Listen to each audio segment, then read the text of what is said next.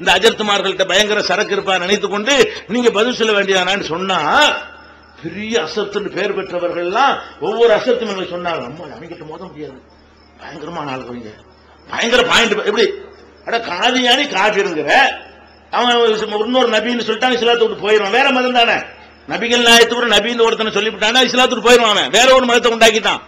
அவன் ஒரு நபிங்கிறான், அவனுக்கு பின்னாடி ஒரு கூட்டம் போறாங்களே, இஸ்லாத்தை விட்டு தடமாறி போறாங்களே, அந்த மக்களை நல்வழிப்படுத்தணுமே, நீங்க எல்லாம் போய் விவாதம் பண்ணா என்ன, அவங்களுக்கு பதில் சொன்னா என்னன்னு நாங்க கேட்கிறோம். அவங்க என்ன சொல்றாங்க, அஜர்த்துமார்கள்லாம் அவங்ககிட்ட பேச இயலாது, நீ ஹக்குல இருந்தா ஏப்ப பேச இயலாது, அவங்க பயங்கரமான பயன்லாம் வச்சிருப்பாங்க, இடக்கு முடக்காலம் கேள்வி கேட்பாங்க, அவங்க குர்ஆன் அப்படி கரைச்சு குடிச்சிருப்பாங்க. அப்படி யாரு உலமா ஒரு காதியானி கூட்டத்தை முறியடிக்கிறதுக்கு பதில் சொல்ல முடியாதவர்கள் எல்லாம், பதில் சொல்வதற்கு தயங்கி பின்வாங்கி ஓடியவர்கள் எல்லாம் உலமாக்கள் எங்க கண்ணு முன்னாடி பாக்குறோம். அப்பதான் என்ன பண்றோம், வெளியே வந்தோம், நாங்க குர்ஆன் ஹதீஸ் மட்டும்தான் மார்க்கம்னு சொன்னோம்.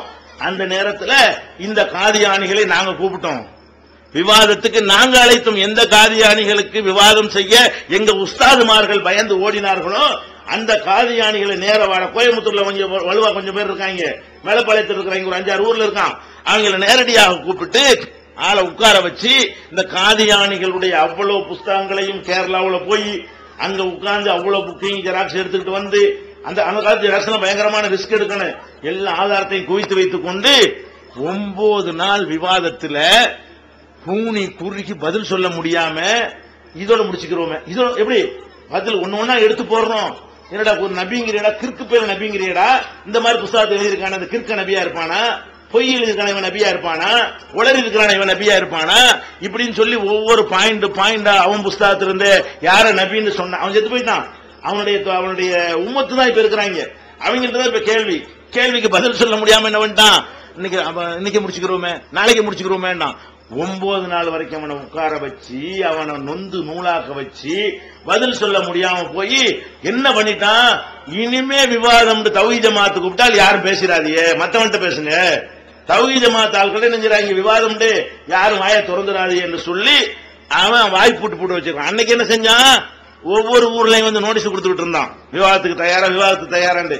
இன்னைக்கு என்ன நடப்பு, காதியானிகளை போய் நம்ம விரட்டிட்டு வாடா விவாதத்துக்கு பேசுவோமா வரியா என்று கேட்கக்கூடிய அளவுக்கு நிலைமை இருக்கிறது. அதே மாதிரி இந்த உலமாக்கள் தர்காக்கள், கபர்கள் இதையெல்லாம் நியாயப்படுத்தி பேசிக் கொண்டிருந்த நேரத்தில் அதுல கோட்டை எதுன்னா கோட்டார் தான். இந்த சிறுக்கு பிதத்துக்கு கோட்டை எது, நாகர்கோவில் குமரி மாவட்டம் இருக்கு பாருங்க, அங்க இருந்தா எல்லாமே இறக்குமதி ஆகும். என்ன மாதிரி இறக்குமதி ஆகும், இந்த பீரப்பாண்டு ஒருத்தர் இருக்கா, தக்கலையில் அடங்கியிருக்காராம், இந்த பீர் முகமது, அப்பா எங்க அப்பா கூட அதை வச்சுதான் பேர் வச்சாங்க பீர் முகமது. பீர் முகமது வலியுல்லா தக்கலையில் அடங்கியிருக்கிறாரு, அவர் பெரிய ஞானி, பெரிய மகான் அப்படின்னு சொல்லிட்டு அவரை கும்பிடக்கூடிய, அவரை வழிபடக்கூடிய ஒரு கூட்டம் நிரம்பி இருந்த ஒரு பகுதி எது, இந்த கோட்டாறு கன்னியாகுமரி பகுதி. அங்க தர்கா தான், அல்லாவே கிடையாதுங்க. அப்துல் காதர் அல்லாங்கிறதுக்கு எந்த ஒரு கடுகுடைய மரியாதையும் அந்த மாவட்டத்தில் கிடையாது. அப்படிப்பட்ட ஒரு மாவட்டத்தில் இலங்கையிலிருந்து ஏஎல் பத்ருதீன் ஒரு ஆள் நம்மளை நார் அக்கிழிச்சு அதுதான் சரி, குர்ஆன் தான் சரி, குர்ஆன்லாம் சரியில்லை, அவுலியாவை தான் கும்பிடணும் அப்படின்னு பேசுறான். விவாதத்துக்கு தயாரான சவால் விடுறான். இவ்வளவு பெரிய உலமாக்கள்லாம் இருந்தாங்க, எவனும் ஆயத்தொருக்கல வாடா ரெடின்னு சொன்னோம். அந்த விவாதம் நடக்கக்கூடிய, நல்லா குறிச்சு வைத்துக் கொள்ள, விவாதம் நடக்கக்கூடிய நேரத்தில் நம்முடைய தௌஹீதுல 20 சகோதரர்கள் இருக்கவில்லை. விவாதம் நடந்துச்ச அந்த நேரத்தில் நம்முடைய கொள்கையில வெறும் 20 சகோதரர்கள் இருக்கவில்லை.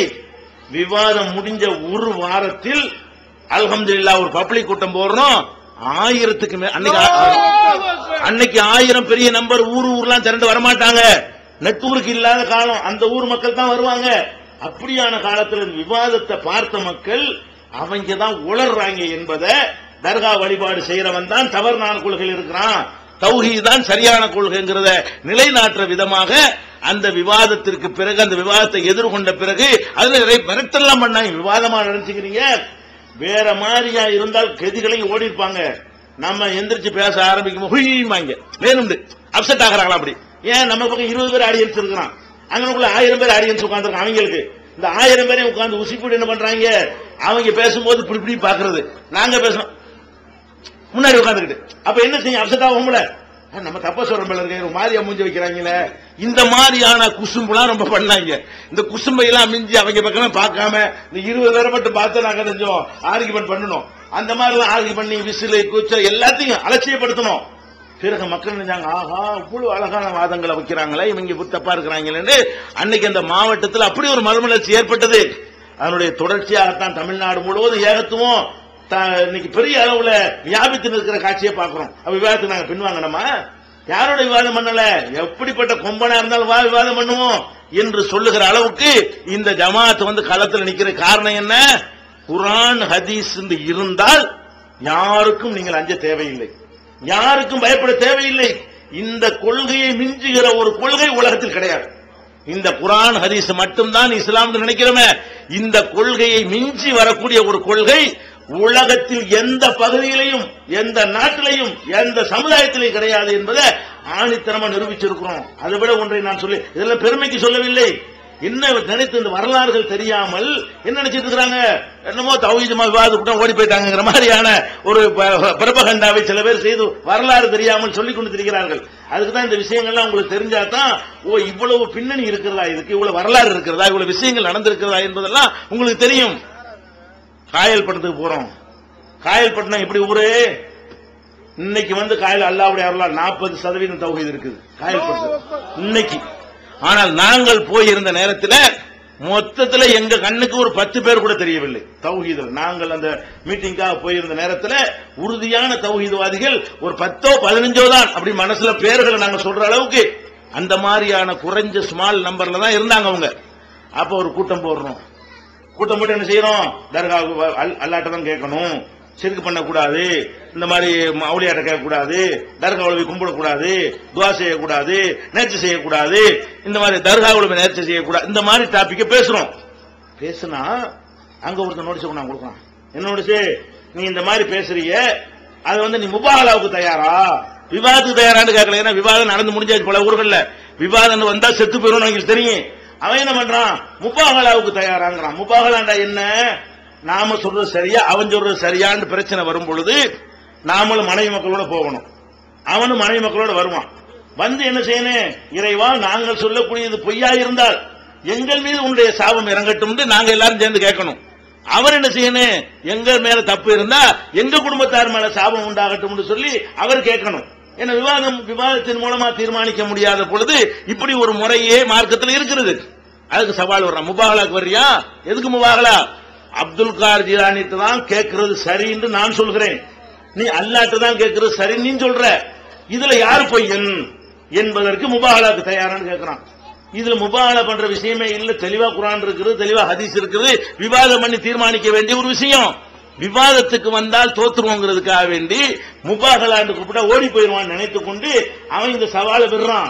இந்த சவால் அன்னைக்கு விடல, அதுக்கு முந்தி 3 வருஷமா விட்டுட்டு இருக்கான். தப்லீக் ஜமாத் அங்க இருந்தது, அவங்க இதுக்கு ஆன்சர் பண்ணவில்லை.